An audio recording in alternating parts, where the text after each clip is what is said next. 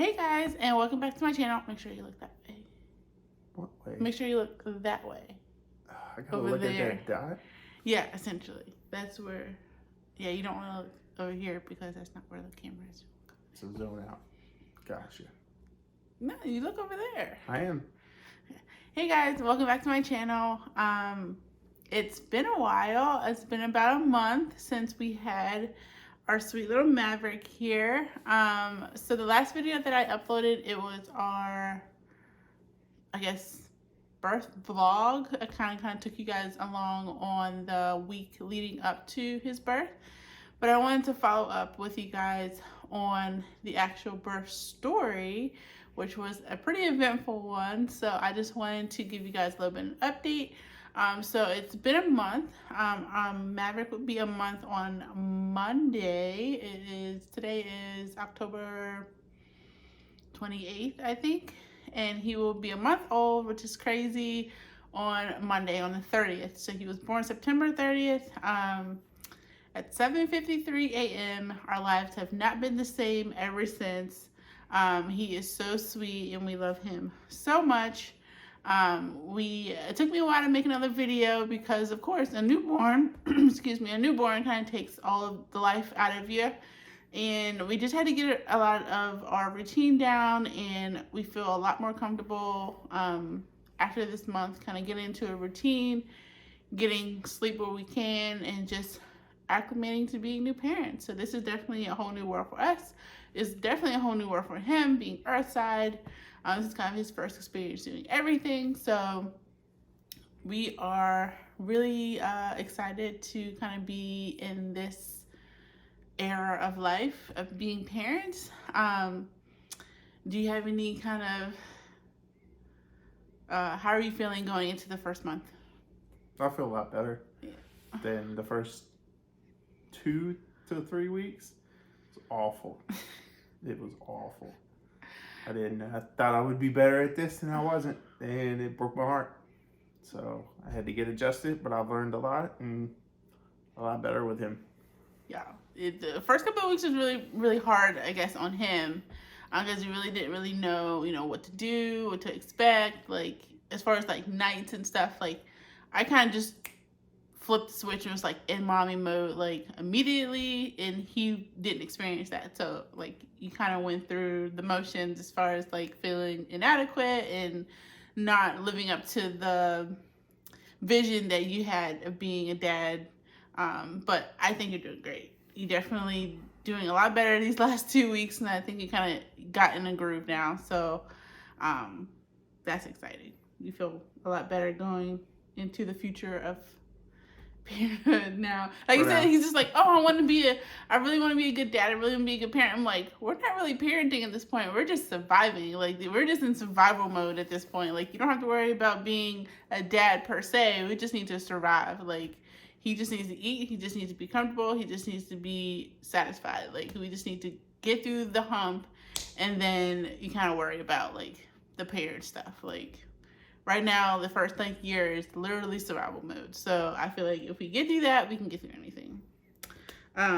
But jumping into our birth story. So, when did we get induced? We got induced on September 28th. Yes, on a Thursday. Like I said, they induced me. So I kind of feel like I was kind of pressured into getting induced. I really did not want to be induced. My blood pressure was high, but it wasn't, like, critically high. I feel like if I went home, it would have been totally fine. But we went in. So I work in the hospital, as most of you know. So I was given all these kind of cues to look out for, just in case my blood pressure went up, to give L&D a call, and I can just go upstairs whenever I wanted to go upstairs to go to L&D. So we had a couple close calls that week about my blood pressure, and that specific day, I was kind of, like, in midday, I had some, like, starry vision, and I was just super swollen, more swollen than I had been. So I was like, at the end of the day, I was like, let me just give L&D a call just to see how they feel about it. I was given these kind of pointers to look out for, and I'm kind of having 2 of the 10 symptoms that they said to look out for and to call L&D for. So I gave L&D a call, and they said, yeah, come on up and we'll see, see where you're at, see if we need to keep you. So I told them I was, had the starry vision, extra swollen, told them about the past couple of days about my blood pressure being up and down, and they was like, yeah, come on up and we'll see, how it goes. So I went up that Thursday evening, and they strapped me, had me hooked up, took my blood pressure, and sure enough, it was like, I can't remember what it was, like 160/90 something, maybe. Maybe not even 160. I don't remember. I don't think it was critically high, but I feel like they kind of over exaggerated it, being that I was 37 weeks in a day. They were just like, oh, when people have gestational hypertension, we advise them to be admitted and induced. And sure enough, I was 37 weeks in a day. So I feel like I said, I feel like I was just pressured to be induced at that time because I was already 37 weeks. I feel like if I was like 36 weeks, they would have just sent me home. What do you think?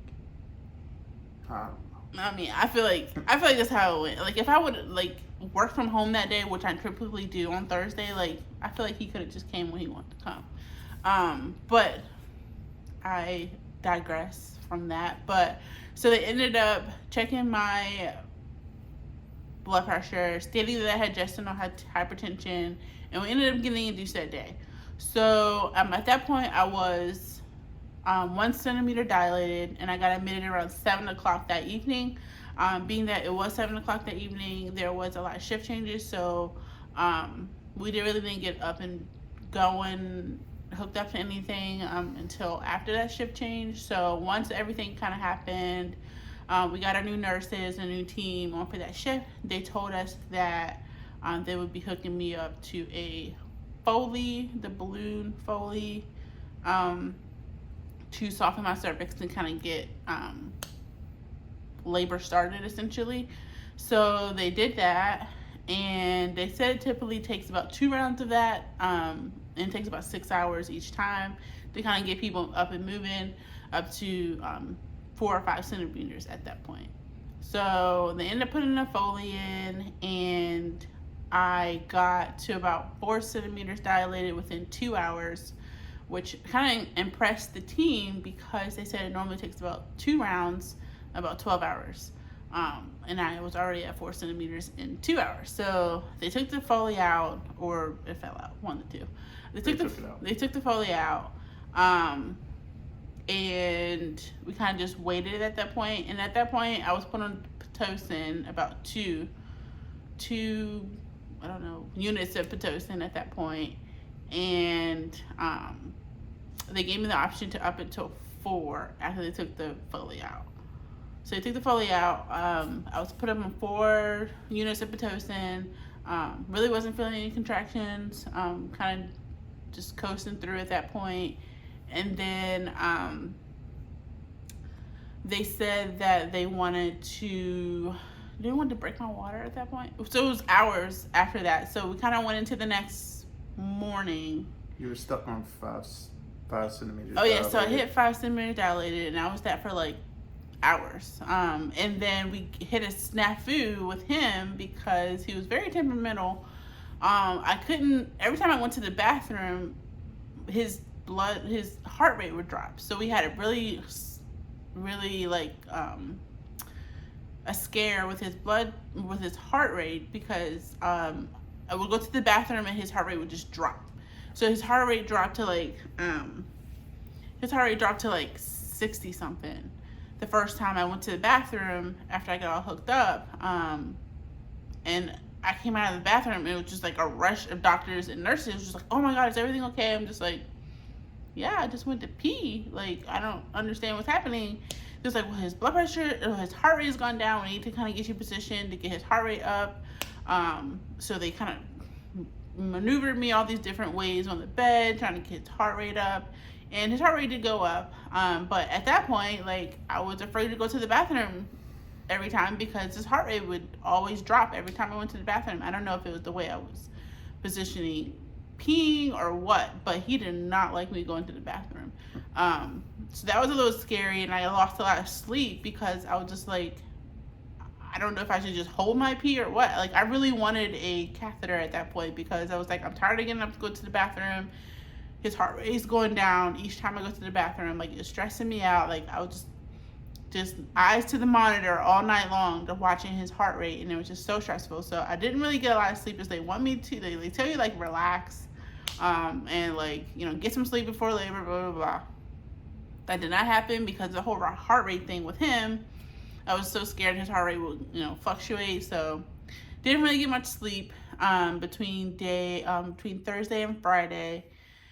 And at that point, I was kind of stuck at 5 centimeters. So they said that they wanted to break my water. Oh, also they put me on fentanyl before they put the Foley in because they said it was going to be painful. So I was like, all right, well, I'll take some drugs before you put the catheter, put the Foley in. So I was on fentanyl. So I was coming off of fentanyl, which is a very strong drug. I can see why people take it, not so much recreationally, but I can see why people get hooked on it because that thing hit immediately, and I was just like out of it. So fentanyl, yes, I was still coming down off of fentanyl, stuck on 5 centimeters dilated. So by Friday morning, they was like, hey, you know, we're thinking about breaking your water. What do you think about getting the epidural and everything like that? I was like, yeah, sure.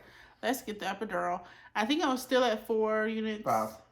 Oh, you're talking about the... Yeah, I think I was still at 4 units for Pitocin. They hadn't upped it yet because they were waiting for to break my water. So we had to wait on breakfast. They weren't going to give me they weren't going to break my water until after breakfast. So I was like, well, I'll take the epidural before you break my water because at that point I figured, you know, it would start ramping up by that point. And so luckily he was able to stay in the room. My mom and my sister had to leave the room for the epidural, but he was able to stay. The epidural was a bitch because one, there's like no navigating. They're just like with their fingers trying to like navigate your spine. And I feel like that should not be a teaching moment. Like, I know we're in a teaching hospital and like you consent to like nurses and doctors. I don't think I consented to someone teaching at that point. Like, normally, like, can we bring in nurses, blah, blah, blah. Yeah, that's fine, whatever. But I feel like an epidural should not be a teaching moment because there's so many things that can go wrong. And my particular epidural, it took an hour for them to do it. And I was so uncomfortable. He was positioned like a weird way, which was making me even more uncomfortable. Of course, they have you scrunched in this ball and they don't want you to move. And of course, you're afraid to move because you hear all these horror stories about people getting paralyzed. So I was just like, oh my gosh, they're taking forever. And they didn't numb me all the way. They were like numbing me like here and there. And then like at one point they like hit a nerve and I like jolted and I was like, fuck, I'm gonna be paralyzed because I'm moving during this damn epidural. So that was like nerve wracking, but they were just like poking around like, oh, you should do this, this, and this. And I was just like, bro, like this literally should not be a teaching moment. Like, get in, get out. Like, I know there's no roadmap to doing epidural. It's all kind of like hands and knowledge based, but like I feel like it was overly time consuming for the epidural. Like, you were getting super frustrated too, right? Yeah. Like, I didn't see him. He'd get the spot, and then when he would get the spot, he would start to go, and then he'd move it again, and it was just over and over again. And the girl finally took over after that. Right, like the resident finally like took over, or the anesthesiologist finally like took over after the resident like poked and prodded for like 40 minutes, and it's just like, so like that was the whole process. They finally get the epidural in, and I guess it was fine. Like, I was numb where I was supposed to be numb. And so they broke my water. And did they up the Pitocin at that point too? Yeah. What did you remember what they upped it to? I think they upped it like 2 each time. Like, something like that. They said they upped it like 2 every like 30 minutes or something like that. So I think at that point I was probably at like 10. And they told us at the beginning that the highest dose normally they do is 20. Is 20. So at that point, I was at 10, still stuck at 5 centimeters. My water was broken. I was bouncing around on the ball, trying to walk around. Kind of nothing was going on. This is all on Friday. So they upped the Pitocin again by 2. I guess it went up by 12 and then 14. All the way to 20. And so I think we finally hit like 20. Kind of midday on Friday or Friday night. That was probably around 8 p.m. Probably around 8 p.m. that Friday. On Friday, we kind of hit 20 units of Pitocin. And it's still, I really wasn't feeling anything. Like, I guess I felt a lot of pressure. I was feeling a lot of pressure at that point. Not a lot of pain. I guess you're supposed to feel the pressure, but not the pain. Before they even gave me the epidural, I feel like I could have lasted a lot longer than I did without the epidural because my contractions were not bad sitting at 5. But again, my doctor advised me that I should just go ahead and get the epidural due to my personal health situation. But yeah, so Friday night, we were still stuck at 5. I think I finally hit 6 later that night. Yeah, it was. They kept upping the after I got to 20. Well, they upped it. I think it was like 24 when you really started to feel it, and that was probably around 11 or 12 at night. So 11 and 12 at night, Friday night, they upped it to 24. So they normally say you hit like 20 units of Pitocin and you're good, but in my case, they upped it to 24.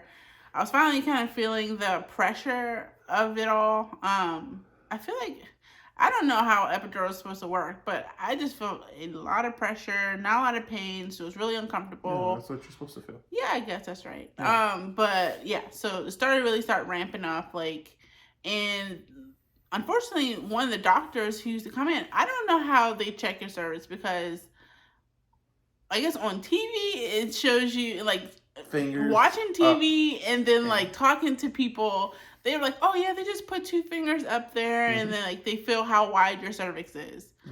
Okay, that's great. But the doctors that I had was putting their fingers in and like scraping around my freaking cervix. Like it was not like, oh yeah, you're 2.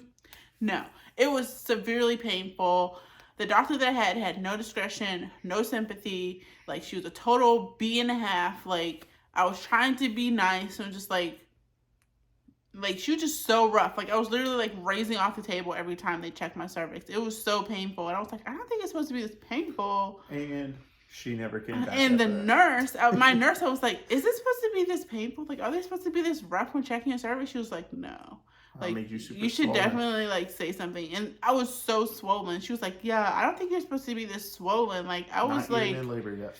I wasn't even in labor and I was like swollen. Looked like swollen down there, like a bunch of grapefruit. It was awful. Really I was such in pain. Every time I checked my cervix, I was like raising off the table, and I was like, my mom and my sister wanted to say something, and I was just like, no, it's fine. Like, it is what it is. And then like she kept coming in, and like they kept having to check because they said that they couldn't tell if I was 6 or a 7. Because I kept moving because it was so painful. So I was just like, look, if you're gonna have to keep going in like this, like I don't want her doing it anymore. So another doctor came in, and I was like, hey, look, the other nurse or doctor, whoever she was who came in, can we just not have her come in anymore because she's super rough and I'm just in pain every time she does it. So after I had that discussion with the doctor, we no longer saw that doctor. But everyone else on my care team was great. It was just that one doctor who just had no discretion, no bedside manner. Like she was a total like. I think she did come back. She was in like the background. I did see her. She was but there, she didn't but touch she me didn't anymore. like. She was at your one side at one point. Like when all of them came in, she did come in there, but she didn't go back down. Yeah, she didn't touch me anymore. Like, if there's one thing that I had to give anybody advice when they're in the hospital for any reason, please advocate for yourself. Like, if there's a nurse or a doctor who is just not giving you discretion and like the making you feel comfortable, like please say something because there's no point of you being in pain for no reason. Like they're there to take care of you, to make you feel comfortable, to, you know, make it as painless as possible. And if they're inflicting pain where pain should not be inflicted, say something. So yeah, once we got that doctor out of the way, the next doctors that came in were super nice and kind of got things going. And finally they established that was like a 10 at like, at what time? You jumped from a 6 to a 10. Yeah, I went from, when they jumped it to 24 units of Pitocin, like, I went from 6 to 10 in like a matter of hours. It was like 12 o'clock. Because he didn't start the labor until like 4 a.m. No, you were. Because he was born at almost 8 o'clock. No, he was born at 7:53 Okay, a.m. my bad. So yeah, you started pushing everything around like around 3. Like 3. All right, so after they increased the Pitocin at 24 units, I went into active labor at that point. They saw that I was at a 10. They moved me into the little, they put all the stuff on the bed, and it was go time. I was feeling a lot of pressure. I was pretty exhausted at that point because I hadn't slept in like 2 days because monitoring his heart rate, and then they tell you to relax and try to get some sleep, but they're coming in every 2 seconds, checking the freaking monitors and beeping. Like, there's no way you can get any rest. So I was dealing with that, and then yeah, that's understatement. The freaking monitor just kept beeping for no reason, keeping me up the all placement of the arm. night long. Like, those IVs they put in, make sure they put them in on the correct arm, that you're able to get range of motion, that doesn't set off the machines, because those machines were going off every single second I moved my arm or reposition, or like so much so that we were just pushing the buttons off in the monitor. Like, we didn't even call the nurses to do it. Like, we were just like pushing the buttons on the monitors each time because we knew like that's how you get it to stop. Like, we didn't need to call the nurse each time it went off. And they were just like, so once we started active labor, started pushing. So, disclaimer, our birth plan was always to be vaginal, because if it was to have to go to C-section, like, I would have to be out under anesthesia because of a lot of the scar tissue. It would have to be more of a surgery emergent situation to get him out. And I wouldn't have been able to be awake. And that was the worst case scenario. So that kept hovering over the entire experience of labor. If I didn't get him out in 4 hours, then we would have to go to emergent surgery and get him out via C-section. So, which they stated was dangerous. Which they said was dangerous. Which it was, because, like, again, I had a lot of scar tissue, and it would have been a lot more surgery than just getting him out. Like, they would have a lot of different organs and other things they had to get through to get him out emergently would have been compromised due to the situation. So that was kind of lingering over the entire labor experience. So it kind of stressed us out, me trying to get him out as quickly as I could to avoid going into a C-section. So that kind of like hovered over the entire experience. So we got into labor. I vaguely remember anything about like the initial starting of pushing. Like, I didn't expect for it to be as long as it was to get him out. Also, I should also note that my labor was, yes, I got an epidural, but at one point you notice that it's like 10 milliliters of it left. At what point was that? How long was I in labor at that point, or before? Like, how much longer did you have? No, like at what point did you see, like, I have him kind of like filling in the gaps of what happened, because I was highly medicated and exhausted and kind of in and out. So at what point? Around 6:30 when I noticed it was 10 milliliters. So I didn't start 6:30 a.m. Yeah, Jesus. Because you didn't have until 7:53, right? Right. So yeah. So 6:30, roughly. So I got the epidural. So the first 3 hours of me pushing, I had the epidural. And you said you noticed at around like 6 o'clock? 6:30-ish. So I had him at 7:53 a.m. on Saturday. He noticed at 6:30 a.m. that, hey, you know, her epidural is going to go out. Like, do you guys want to, like, give her something else? And they were just like, oh, no, that's fine. They're like, oh, no, that's fine. She'll be fine. Not fine. Like, so the whole hour, last hour, almost 2 hours, it was basically natural labor. Like, I felt every single bit of pain and pressure. And I was completely exhausted. So I think I pushed for 3 hours and 45 minutes. Had I gone 15 minutes over, we would have to have a C-section. So I was trying my hardest to, like, push him out as much as I could. And, like, it was definitely not the experience that I thought it would be. I kept falling asleep, right? You fell asleep about 3 times.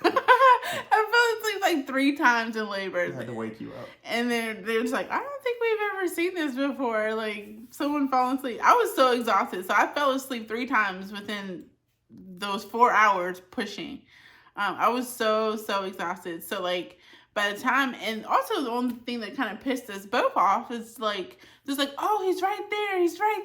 Yeah. Keep pushing. And I'm just like 5 to 6 sets of 3 exhausted. pushes, 3 hard pushes when we think he's right there, and he wasn't. They were just like, oh, he's right there. Keep going. Like, I understand they're trying to get you motivated to get you to push, but at this point, like, I am, like, physically, mentally, everything exhausted trying to get this child out. And you're telling me, oh, he's right there. And he was not there. Like, it was like, how many more pushes? It was after those is where it started. It was actually like after like 30 more pushes. Probably around 7 o'clock is where it started to really. They kept saying, like, oh, he's right there. There was like 30 pushes later that he was right there. So, like, he finally got, like, crowning. And they were just like, oh, stop pushing. And I was just like, the fuck I will. Like, I'm going to keep pushing. That isn't what you were saying. Like, I was like, get him out. You were yelling, get him out. I was like, get him out. Like, I was in such pain. I was like, get him out. There was like, stop pushing. Like, we have a team coming. Like, stop pushing. I was just like, I don't care. Like, I'm going to keep pushing. Like, can I keep pushing? They was like, yeah, you can keep pushing if you want to keep pushing, but the team's coming. I was like, nope, not waiting for the team. Pushed him out. And, like, luckily he came out with no issue. He came out perfect as can be. They laid him on my chest. And you cut the cord. Yeah, very thin cord. It's very thin cord. But he was perfect. And I didn't know if he came out crying or not. Like, I asked, so. They laid him on my chest. I was like, is he okay? Is he crying? And it's like, yeah, he's fine. Like, he came out eyes open, like, just looking up at me, like, eyes open, so alert. Straight grabbed my hair as soon as they handed him to me. He was so sweet.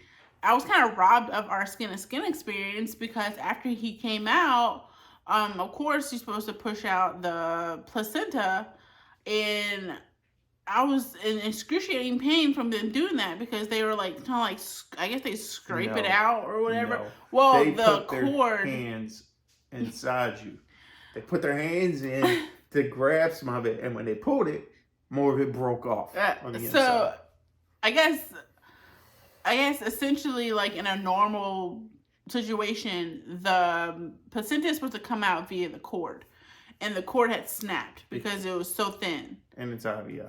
So they said that IVF, the placenta is more sticky than normal placentas. That said, when they went to pull it out via the cord, it snapped. So they had to go back in and get it out. So while I'm trying to enjoy this skin-to-skin moment with my son, like, I'm like in excruciating pain. I can't really look down at him. Like, I can't really hold him because I'm like lifting off the table of them scraping my insides. I'm just like, holy shit, like, this is painful. Like, how much longer do you guys have to get this thing out? And they're just like, oh, we're trying. And they said they had like 30 minutes to get it out or something, and we had to go to the OR. No, they just kind of stopped after they did the whole hands in, and it broke. They were like, we're just going to have to go to the OR at this point. Well, no, I had asked them, I was like, well, how long is this going to take? They're like, oh, normally we have like 30 minutes or something to get it out or something, or you have to like go to the OR or something crazy like that. So I was just like, all right. So I was trying to be as patient as I could. of course, my epidural is gone, so I'm feeling everything they're doing. Like, their hands all the way up my freaking hoo-ha, like, scraping it out. And I'm in so much pain. And they have him on my freaking chest. I'm, like, looking down at him. I can't really do anything because I'm in so much pain. So, like, they spend, like, 20, 30 minutes trying to scrape this thing out. Action. All right. Sorry, I had to take a quick bathroom break. But where were we? Yeah, so they went in to get the placenta. I had him on my chest, trying to do the whole skin to skin thing, but they're like hands deep trying to like scrape out this placenta because it broke off due to the cord being thin. After 30 minutes or so, still trying to get it, they're just like, look, we can't get it all. It's not all coming out. We'll have to like reassess. And we'll let you know if we have to go into the OR or not. I'm like, okay, great. So, all the team leaves. I think I'm holding him at this point.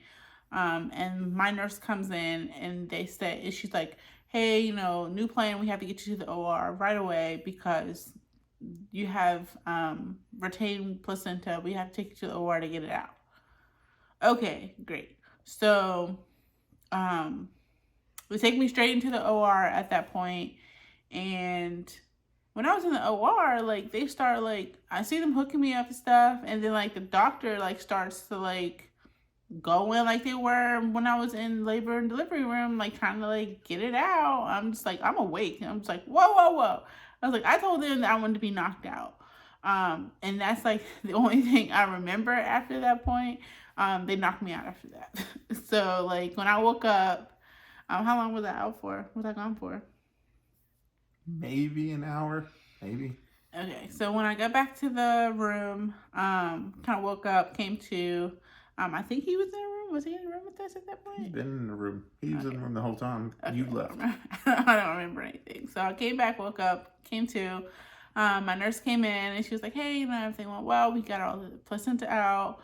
She came in to like check my bleeding and everything. You know, they like push on your stomach to make sure that, you know, you're not bleeding.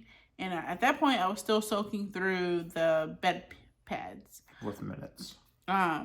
What? Within minutes. Within minutes. I was like soaking through the bed pads. So they was like, yeah, that's not really good. We're going to keep an eye on your blood pressure. And at that point, my nurse came in and was like, hey, look, you know, the surgery went well. And just to let you know, you did lose a lot of blood. I think she said I lost like 1.7 units of blood at that point in surgery. And I was like, okay. And she was like, all right, we're just going to keep an eye on it. You're still bleeding pretty heavily, but we'll keep an eye on it. I was like, okay.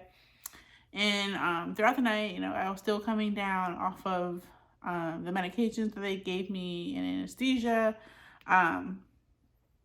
And later in the night, I started to have some like blurry vision. It was like super thirsty. And I was like, oh, okay, this doesn't seem normal, but okay. So the doctor, they ran some tests and they came back and was like, hey, look, you lost a lot of blood. We will most likely have to do a blood transfusion. And I was like, okay, that's fine. So they did the one blood transfusion, and that was before they took us to the mother and infant unit. And so they kept an eye on the blood pressure. They did the first transfusion, and they said we'll kind of keep an eye out. We wanted to get to a certain point, or you need another one. And I'm just like, okay.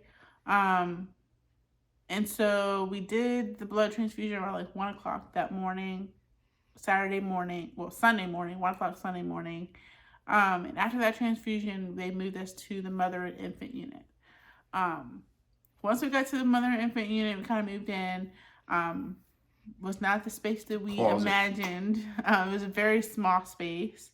So once we got moved in, the next morning, well, I guess the wee hours, they kind of came in, checked me again. The blood pressure had, at that point, still had not gone up, but went down. And I was like, well, that's weird because they're giving me more blood, so why is my blood pressure going down? They was like, yeah, we don't really know what's going on. We have to give you another transfusion because, it looks like it's gone down. And we have to, if it still doesn't go up the way we want, then we have to give you a CT and all this other stuff. And I was just like, this is stupid. So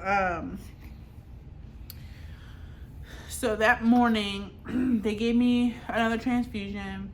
They waited a couple of hours. And by like midday, they came back and was like, hey, congratulations, your levels went up. I was just like, okay, that's great. It was like, yeah, apparently we didn't wait enough time in between the first transfusion and the second. We didn't allow it to go up in the amount of time that it shouldn't went up. Like, they gave me a second transfusion earlier than they should have before my numbers could catch up with themselves. So we were a little annoyed with that because, Tim kind of went into panic mode at that point, thinking that something was tragically wrong, which it was not. So 2 transfusions later, we were fine. Like, we were in the clear. And then we spent a night in that closet of a room, and with us having to stay another night, we asked, can we get a bigger room? And at that point, they said we could. So we moved into the bigger room, and it was established that Mav had jaundice. So the peds doctor came in, was like, hey, your baby's a little yellow. We have to put him under the Billy lights, and hopefully you guys can go home within a day. Okay, so he was under the Billy lights for about 12 hours, and that was like a challenge in itself because he kept pulling the goggles off of his eyes. Like, he was over it. Like, we were kind of over it being there in the hospital at that point. Like, so we were there from Thursday to Tuesday or Wednesday, almost a week. I think Wednesday. We were there for almost a week, and this was like Tuesday. So Mav kept pulling the goggles from his face. And of course, they kept giving us like the worst case scenarios.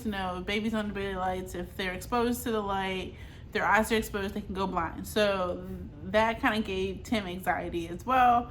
And of course, he's just like over the like Billy lamp, like just watching Mav like a hawk, because every time he would pull him down, we'd have to like turn off the light and put him up. So that was like 12 hours of super stressful, just making sure he didn't pull down his goggles under the light, and they shouldn't tell you things like that because like it's very like stress inducing, whereas like any like minimal exposure does not do anything to the child, but they had us thinking that it would be like very detrimental if he had any exposure. So they really need to work on their bedside manner because they don't know what patients have anxiety, and like, especially being new parents, like any small thing can be very stress inducing, so they need to work on that. But he was fine after 12 hours, and we were also getting annoyed in between those 12 hours because they kept coming in and poking him, like getting his blood from his feet. Every time he would settle down, someone else would come in and poke him again. And then like the last time they came in to get blood, they came in earlier than they were supposed to, so he got pricked unnecessarily for like the 4th time in like 12 hours. So it was very annoying. We were very anxious to get home, like just to get out of the hospital. It was just like we were just over it. So by Wednesday morning, we were able to get out. He passed his bilirubin test. They were where they're supposed to be. We finally got released from the hospital on Wednesday afternoon. And we came home and everything has been pretty good, just getting into a kind of routine. But our birth experience, to say the least, I say it was as traumatic, semi-traumatic for me, just not being able to like live up to my initial birth plan and just getting induced when I didn't want to be induced. But for him, I mean, how was it traumatic for you? I don't want another kid. He's traumatic. He's traumatized, and the fact that he doesn't want to go through. He doesn't want to go through that experience again. I don't want to go through that experience, and the fact that all we kept hearing through everything was, we don't want her to do a C-section. If she does a C-section, then that could be very dangerous. And my biggest worry through the whole thing is something happening to you or him. And then we're hitting that 11th hour, this close to having a C-section, and all they're saying is, oh, it's dangerous, so she has to have a C-section. We have him. I'm very happy with him. I would rather go out and foster a kid or adopt a kid than ever do this again. He's very traumatized by the birth experience. It just ain't worth it. It ain't worth the risk. Like, we got him. I'm very happy we got him. I would do it 100 times over. You want to go through that? I would go through it again. That whole... I would go through it again. The whole... I'm losing my train of thought. The whole epidural. I mean, I would do it. I would do it 120% over again. But yeah, according to Dad, it was a very traumatizing experience. I turned white. He was very scared. I mean, if you're not white already, you're ghost white. I was Casper. He was Casper. So he had a very traumatizing experience being on the sidelines. However, like I said, like any mom, like we'd do it all over again. I don't have any reservations going into the next time, if there is a next time. We do have 2 more embryos on ice, which is talks for the future. We don't know where we're at yet. He's a hard no, but I am just like, bring it on. I'll take 2 more. Not 2 more. I'll take 1 more. I'll take 1 more. You 2 better hit for that bank account. I'll take 1 more for sure. But it's foster care or adopting will do him just as well. But it's been a very eye-opening experience, a very fulfilling experience, being able to bring a child into the world. A very stressful experience. Just kind of living this moment of kind of getting to know him. Luckily, he got 5 weeks off. You go back to work in a week, which is very sad. I'm going to be so bored. My current FMLA, I don't go back until the first of the year. So I have like 2 more months off of work. I'm debating whether I want to go back early or not. That's still kind of in the thinking about it realm. But it's been a great month. Has it been, other than being kind of stressful the first 2 weeks, has it been fulfilling these last 2 weeks? You get kind of getting into the groove of things. Do you have any advice for any new dads? It's not what you think it's going to be. Yeah, with other kids, and I'm great with them and everything, and everybody's like, oh, you're going to be such a great dad, and then I have my own, and it just, everything hit the fan. It was bad. I couldn't burp him right. I couldn't get him to eat sometimes, and just, night wake up for me is the worst. Struggle with that, and just being mad at myself, not thinking I'm doing enough to contribute to help. It sucked, but we're in a month on Monday, and these last couple weeks have been great. I felt a lot better about it. I could change a diaper a little bit faster, not quite as fast as the pit crew over here, but I could change his diaper better. I could feed him better. We actually found the bottles. That's the one thing I will say is definitely there's some YouTube videos out there, and I don't know, you might even make one, but you can go places and you can get trial bottles, and I would highly suggest that because there's only one bottle that he'll take. It's the MAM, M-A-M. They're the European bottles. They're the only ones he'll take, and he takes them and he'll just guzzle it right down. But all the other bottles, no, he was not a fan of it. We went through a couple of different bottles. Definitely do your research on this. I mean, I guess you can't really do your research. It kind of depends on the baby, but for us specifically, he latched on to the MAM bottles and the pacifiers. But yeah, it's been a very eye-opening experience this first month. We are very happy. My whole head should be gray. His whole head should be gray. But yeah, that is kind of our birth story. If you have any questions, comments regarding, you know, our experience, please comment down below. Also, for a lot more detailed, well, not so much detailed, a lot more personal posts and frequent updates, go ahead and check out my Instagram, and I'll leave that below. I kind of update that a lot more frequently to my stories and feed a lot more frequently than I do YouTube these days. I'm going to try to start doing some day in the life videos with us. Kind of now getting into a routine, it should be a little easier. And with him going back to work, I guess I'll have less help. So we'll see how that goes. But yeah, great first month. We are so happy that he is here. See if I can show you guys. He is sleeping right now, but this is him in all his glory. Oop, Mr. Mav. Show his little mouth. Oh. Let go. Let go. I don't know if he'll smile for you guys. I'll do the little lip thing. You don't want to smile? No. You don't want to smile for the camera? No.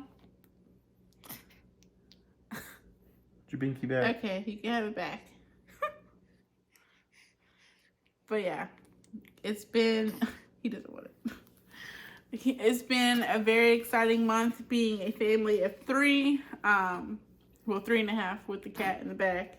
And she has definitely had her own kind of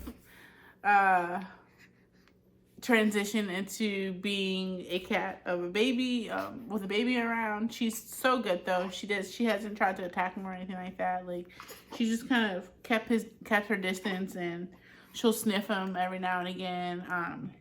She's very deceiving because we tried to get her like ready for a baby, like put on these baby crying videos, and she would just like try to find the baby and like cry. We get a real baby in the house and she wants nothing to do with it. Like, she will go into another room when he starts crying, or just like turn around. She definitely gave us some what do you call it? She definitely was not what we thought she was going to be as far as with a baby. But we're glad that she's not violent and she doesn't show any kind of like resentment against him taking away any of the attention away from her. We try to like split it, not so much evenly, because you know you can't really take away that attention from a baby entirely for a cat, but we do still show her just as much love as we can to make her know that she's still very much part of our family. So we are very excited to kind of go into the holidays with our new guy. Unfortunately, we can't do much for Halloween this year because he's such a small wee baby. I'm super excited like for next year already, because we can start kind of dressing up and doing these family themes and things like that. So this year we're going to miss the whole dressing up thing and putting them in pumpkins and things like that, but next year it will be different. It will be different. It will be different. So but yeah, that's it. That's all we got for you guys. Like I said, if you have any specific questions about our birth experience, please comment below. I would love to kind of connect with you guys on that, to see what other people kind of went through, if your story is any similar to mine. But yeah, thank you guys so much for watching. Again, sorry it took us so long to make another video, but I think he's a pretty good excuse for not doing so. We will see you guys in our next video. Bye. Bye.